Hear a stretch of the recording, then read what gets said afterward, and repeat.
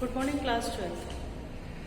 हमने last video में discuss करा था बेटा about the problems related to agricultural marketing. Market system हमारा एग्रीकल्चर सेक्टर का बहुत अच्छा नहीं है इन इंडिया, इसीलिए हमारे यहाँ के जो फार्मर्स हैं दे आर वेरी पुअर। तो क्या करा जाए या क्या स्टेप्स लिए जाए ताकि जो हमारा एग्रीकल्चरल मार्केटिंग सिस्टम है उसमें इम्प्रूवमेंट्स आ सके। For that governments are trying, the governments are taken so many measures, those who are help in improving the marketing activity of the agricultural sector। तो इसमें हमारे कुछ मेजर्स हैं जो गवर्नमेंट ने अडॉप्ट करे हैं for the improvement of agricultural marketing. There are 4 measures, हमारे 4 मेजर्स आते हैं इसमें जो हमारे एग्रीकल्चरल मार्केटिंग में पहला तो आता है रजिस्टर्ड मार्केट्स। सबसे पहले हम रजिस्टर्ड मार्केट के बारे में डिस्कशन करेंगे। Registered markets. Second one about the infrastructural facilities. Infrastructural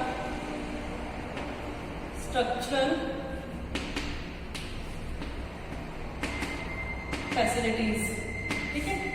फिर थर्ड वन आता है हमारा cooperative marketing. Cooperative marketing and the last one fourth measurement आता है हमारा अबाउट डिफरेंट पॉलिसी इंस्ट्रूमेंट।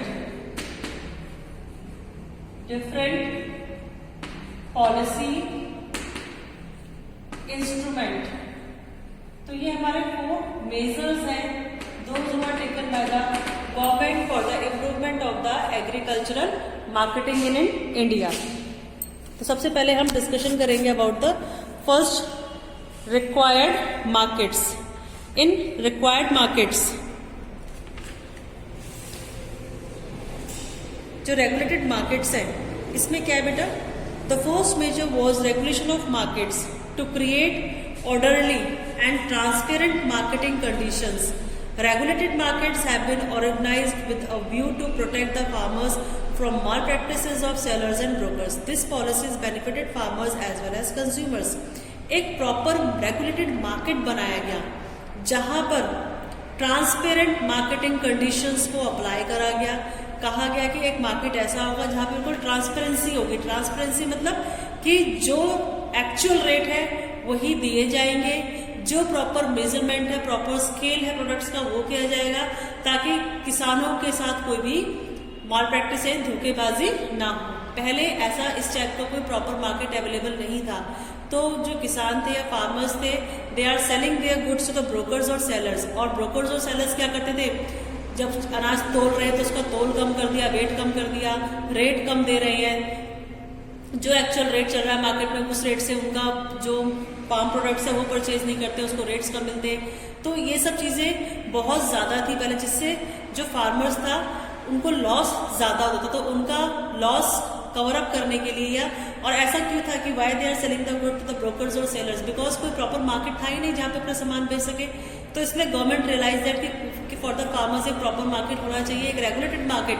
मतलब रेगुलेटेड मार्केट कैसे, वहां पे ट्रेडर्स भी हैं, सेलर्स भी हैं, ब्रोकर्स भी हैं, सब हैं, लेकिन सब क्या हो रहे हैं, ऑब्जर्वेशंस हैं under the officers those who are regulated the market. जो उस मार्केट को रेगुलेट कर रहे हैं, जो अपॉइंट करेंगे उस मार्केट में प्रॉपर ऑब्जर्वेशन रखते हैं उस मार्केट के अंदर कि जो ब्रोकर या सेलर है वो किस तरह का डील कर रहे हैं, उनकी डील फेयर है या नहीं है, ठीक है।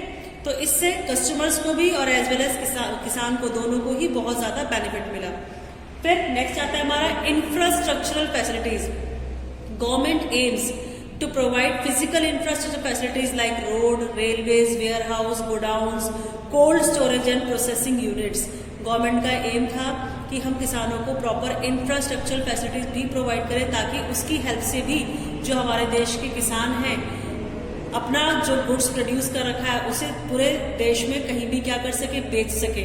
भाई रोड ट्रांसपोर्टेशन सिस्टम अच्छा करा गया, रेलवे ट्रांसपोर्टेशन सिस्टम अच्छा करा गया, और अगर किसान का मन नहीं है अभी बेचने का, फसल हुई तो पर मन अभी बेचने का नहीं है, उसके हिसाब से रेट्स कम है, बाद में बेचेगा तो उसके लिए प्रॉपर वेयर हाउस प्रोवाइड करेंगे, उनको गोडाउन्स प्रोवाइड करेंगे।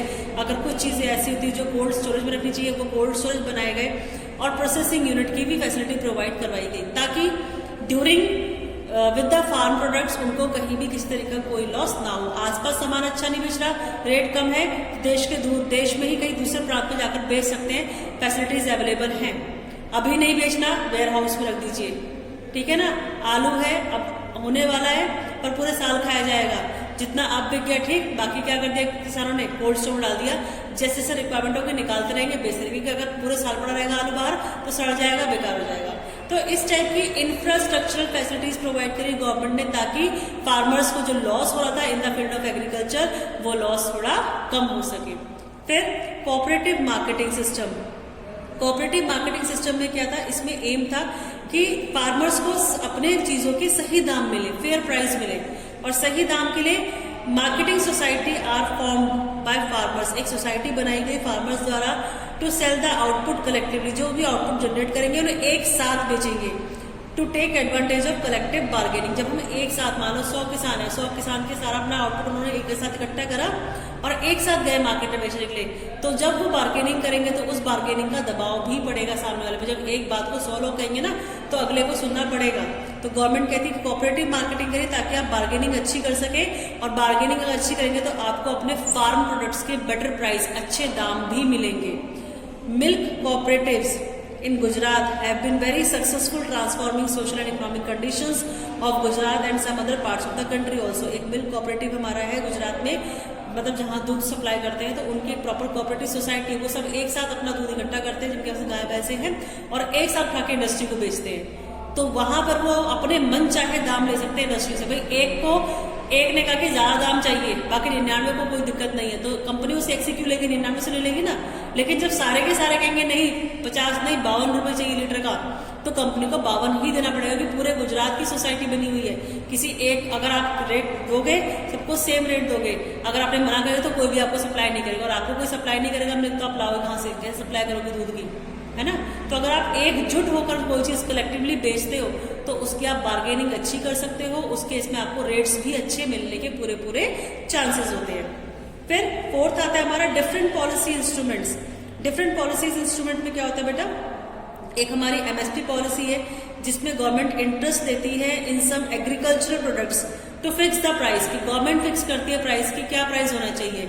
जब गवर्नमेंट किसी चीज के दाम फिक्स करती है कि that will be the price of the goods, तो फिर रेट उससे नीचे नहीं जाते हैं। एमएसपी मिनिमम सपोर्ट पॉलिसी या मिनिमम सपोर्ट प्राइस भी हम कह सकते हैं इसे। इसमें गवर्नमेंट डिसाइड द प्राइस या fix the price of wheat, rice, maize, कोर्जन, cotton, sugar cane, pulses etcetera. Such a price may be regarded as an offer price at which the government is willing to by any amount of grain from the farmers. अगर जो government ने rate निकाले हैं, अगर किसी farmer के उस rate पर उस रेट के अकॉर्डिंग सामान बाजार में नहीं बिक रहा है तो आप गवर्नमेंट को भी वो चीज बेच सकते हो। Government is ready to purchase the goods at the price which is declare by the government itself. जो गवर्नमेंट ने रेट प्राइस डिक्लेयर करे हैं उस रेट पर गवर्नमेंट आपसे सामान लेने को तैयार है, अगर उस रेट पे आपको बाहर सामान नहीं बिकता है तब, ठीक है ना।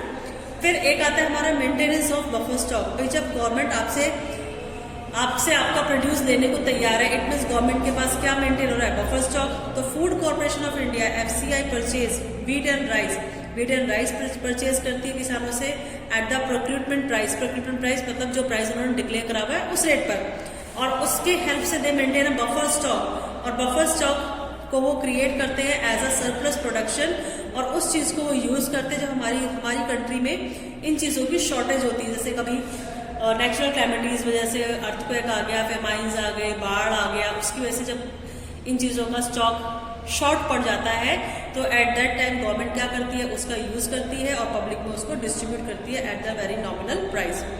फिर लास्ट आता है हमारा पब्लिक डिस्ट्रीब्यूशन सिस्टम।